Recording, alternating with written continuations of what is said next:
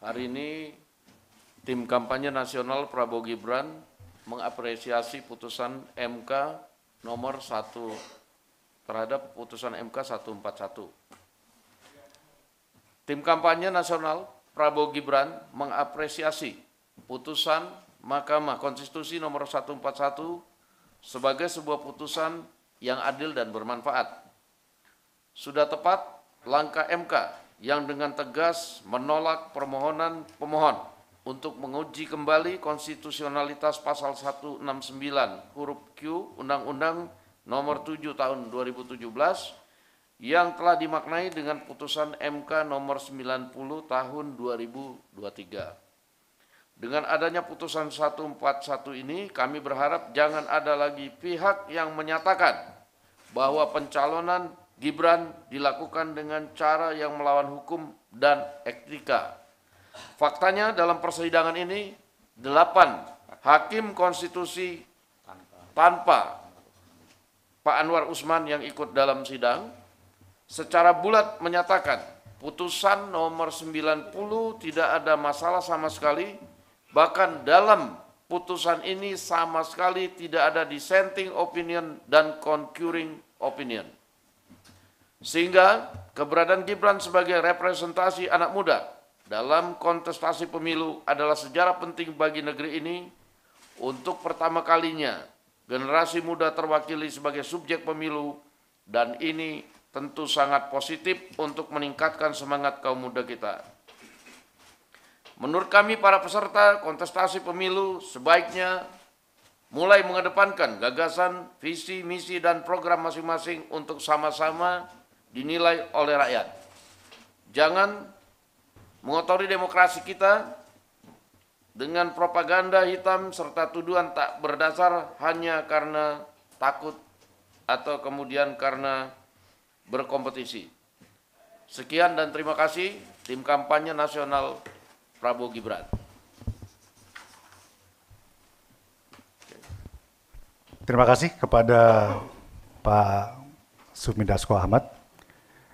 Dari Wakil Ketua TKN, Pak Habibur Rahman, ada yang ingin ditambahkan? Ya, kami persilakan. Saya tambahkan sedikit bahwa dalam berbagai kesempatan saya berulang kali menegaskan bahwa dalam putusan MK sama sekali tidak ada pembahasan dan juga tentu tidak ada pembuktian adanya intervensi.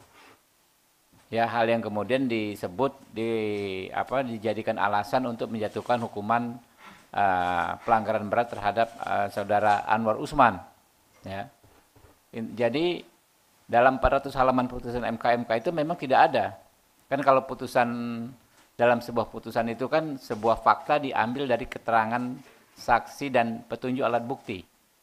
Dan dalam putusan tersebut seluruh saksi termasuk 9 orang hakim konstitusi selaku terlapor termasuk 4 orang saksi fakta, tidak ada satu orang pun yang menyampaikan keterangan terkait adanya intervensi. Juga alat bukti yang dihadirkan tidak satu alat bukti pun yang menunjukkan terjadinya intervensi.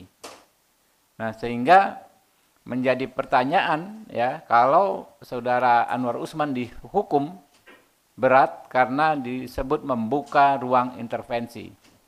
Inilah yang kami katakan kekonyolan ya, penegakan etik yang dilakukan oleh MK sendiri. Dan ini ya teman-teman, saya sampaikan diperkuat lagi ya dengan putusan MK nomor 141 kemarin. Kalau teman-teman cermati pasal halaman 43 disebut ya, Mahkamah berpendapat dalil pemohon berkenaan dengan putusan Mahkamah Konstitusi nomor 90 yang mengandung intervensi dari luar, konflik kepentingan, menjadi putusan yang cacat hukum, menimbulkan ketidakpastian hukum serta mengundang pelanggaran prinsip negara hukum, tidak dapat dibenarkan. Ini apa yang bicara bukan Habibur Rahman, tapi 8 hakim MK. Ya. Di 8 hakim MK mengatakan bahwa dalil yang mengatakan, ya, dalil pemohon yang mengatakan telah terjadi intervensi dalam perkara 90, ya, itu tidak dapat dibenarkan di putusan ini. Sehingga semakin terang dan jelas sebetulnya Bapak Anwar Usman ini korban kambing hitam, ya. Orang yang sengaja dicari kesalahannya sekedar untuk melakukan legitimasi, ya, terhadap diktum putusan MK.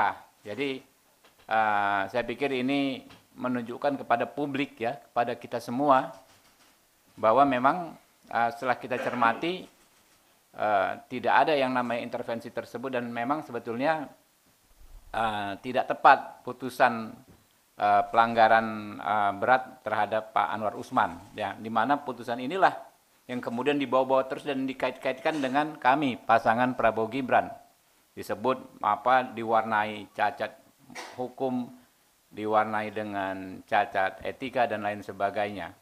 Itu menurut kami salah satu hal yang terpenting. Dan yang